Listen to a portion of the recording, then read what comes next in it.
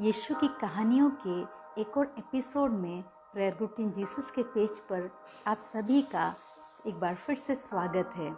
चाहेंगे कि आप इस वीडियो को शेयर कर सकते हैं। अगर सब आवाज़ क्लियर हो तो कमेंट कर सकते हैं। जितने लोग जुड़ रहे हैं, विश्वास करते हैं कि आज प्रभु सबको ब्लेस करेगा। आप सब आज के दिन प्रभु में आनंदित होंगे, उत्साह से भरे होंगे, सलामत होंगे। आज की कहानी का हमारा शीर्षक है कि छूकर देखो मैं ही हूँ, जो कि हमें मिलेगा लू का रचित सुसमाचार उसके 24 अध्याय 36 to 44 वर्स में। आइए हम देखें कि वहाँ पे कैसे उसका जिक्र है।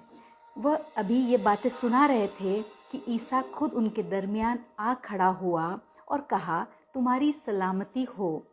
वह घबराकर बहुत डर गए, क्योंकि उनका ख्याल था कि कोई भूत या प्रेत को वो देख रहे हैं। उसने उनसे कहा, तुम क्यों परेशान हो गए हो? क्या वजह है कि तुम्हारे दिलों में शक उभर आया है? क्या वजह है कि तुम्हारे दिलों में शक उभर आया है?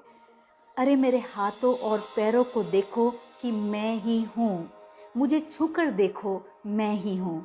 आमेन, हालेलुया। टटोल कर देखो, मैं ही हूँ।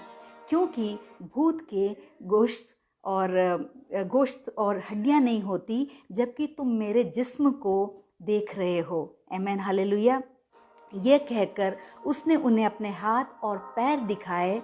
जब उन्हें खुशी के मारे यकीन नहीं हुआ, तब और आश्चर्य कर रहे थे, तब यीशु ने कहा, क्या तुम्हारे पास खाने की कोई चीज़ है? उन्होंने भुनी हुई मछली का एक टुकड़ा उसे दिया। उसने उसे लेकर उनके सामने ही खा लिया।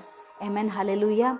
मेरे प्रियो, वो उनसे फिर कहता है 44 वर्स में, फिर उसने उनसे कहा कि ये मेरी वही बातें हैं जो मैंने तुम्हारे संग रहते हुए तुमसे कही थी कि अवश्य है कि जितनी बातें मूसा की व्यवस्था, भविष्यवक्ताओं के द्वारा और भजनों के पुस्तकों में लिखी हैं, मेरे विषय में लिखी है, वे सब एक एक करके पूरी होगी।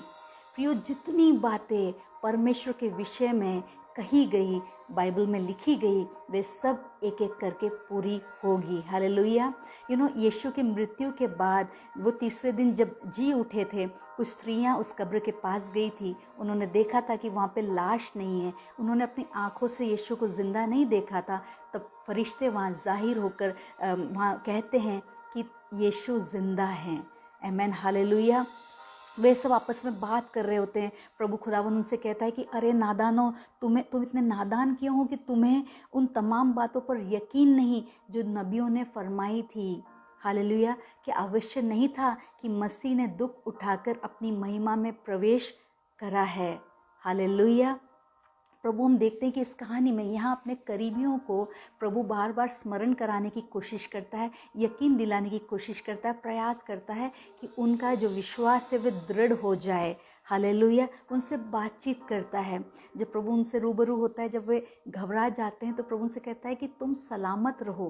प्रभु उनकी परिस्थिति के मुताबिक उनसे बात करता है। प्रिय, हम में से भी कई लोग ऐसे हैं कि हम ये मानते हैं कि प्रभु हमारे लिए मारे गए, क्रूस पर चढ़ाए गए और वो जिंदा है, शायद ये भी मानते होंगे, लेकिन फिर भी हमें ये यकीन नहीं होता कि वो आज हमारे साथ, हमारी कोई भी परिस्थिति क्यों ना हो, वो हमारे पास है, जिंदा है, काम करने लायक है, विश्वास योग्य है। उसकी हर एक प्रतिज्ञा जो हमसे की गई है, जो वचन में लिखी गई है, वो एक एक करके हम अपने जीवन में पूरा होता हुआ देखेंगे। हमारे अंदर वो यकीन नहीं रहता, हमारे अंदर वो शक आ जाता है।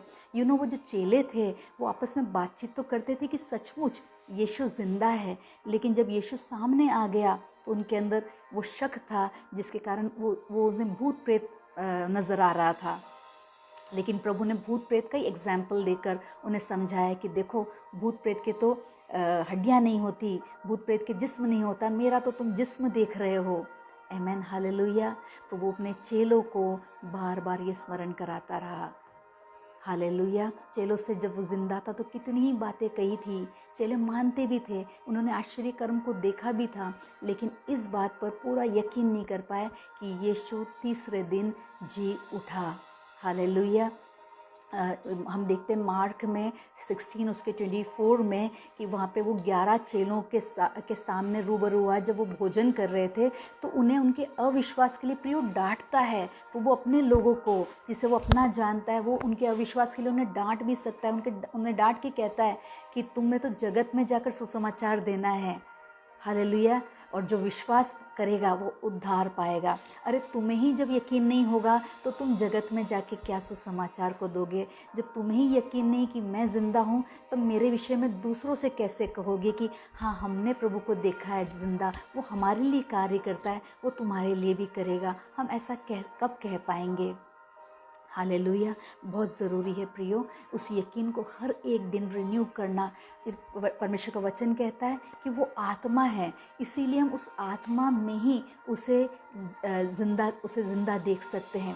वो कहता है कि लुक एट मी, मेरी ओर निहारो। Hallelujah. Why are you troubled? Why do doubts rise in your minds? It is I myself. छू कर देखो, मैं ही हूँ। आप कल्पना कीजिए कि आप एक हाइड एंड सीक का गेम खेल रहे हैं और आपके दोस्त इर्द गिर्द हैं और आप एक एक चीज़ों को, आपकी आंखों में पट्टी बंदी है, आप एक एक चीज़ों को छू कर देखते हैं। आप महसूस करने की कोशिश करते हैं कि आपका दोस्त कौन सा है। आप हो सकता है कई बार कोई दूसरी चीज़ों को भी आपके हाथ में आती होगी, आपको एक ही बार में पता चल जाता है कि नहीं ये मेरा दोस्त नहीं है। हालेलुया। हमारे साथ भी कई बार ऐसा ही होता है। हम अगर टटोलने की कोशिश करें तो हो सकता है कई बार निर्जीव वस्तु, ऐसी चीज़ें हमारे हाथ आएंगी, लेकिन हम अपने एहसास के द्वारा हम महसूस कर पाएंगे कि नहीं ये वो नहीं है। और जब हम यीशु को छू लेंगे विश्वास में, हमें तब भी महसूस हो जाएगा कि ये मेरा यीशु ही है जो मेरे पास है, मेरे साथ है। और हमें विश्वास से इस प्रकार से खोजने की कोशिश करनी है, टटोलने की कोशिश करनी है। हालेलुया। प्रभु हमारी परिस्थिति के मुताबिक हमसे बात करता है। अगर हम उसे टटोलेंगे तो, हम कोशिश करेंगे तो। हालेलुया। वो चाहता है कि एक एक दिन हमें पूरा पूरा यकीन होता जाए कि उसका एक एक वचन ताया हुआ है, एक एक बात उसके विषय में जो कही है वो हम पूरा होते हुए देखेंगे। आमीन। हालेलुया। सिर्फ हम बात करने वाले ना बन जाए कि हाँ सचमुच यीशु है, वो काम करेगा। हम आपस में बातें करते हैं, लेकिन हम बातों के साथ साथ पूरा पूरा यकीन करने वाले हो जाएं। आमीन। कोशिश करें उससे मुलाकात करने की, उसको अपने उस विश्वास की आंखों से देखने की। हालेलुया। और इसके लिए पवित्र आत्मा हमारी मदद करेगा।